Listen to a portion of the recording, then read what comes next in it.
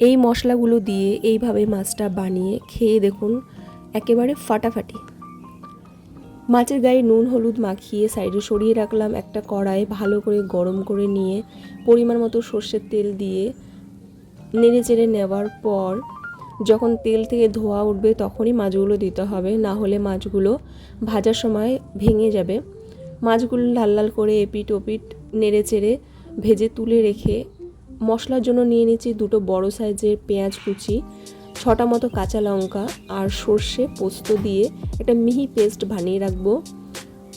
মাছ ভাজার তেলে আর কিছুটা পরিমাণে সর্ষের তেল দেওয়ার পর ফোড়নের জন্য দিয়ে দেবো কালো জিরে আর আগে থেকে বেটে রাখা মশলাটা দিয়ে মশলা ধোয়া জলটাও আমি দিয়ে দেবো।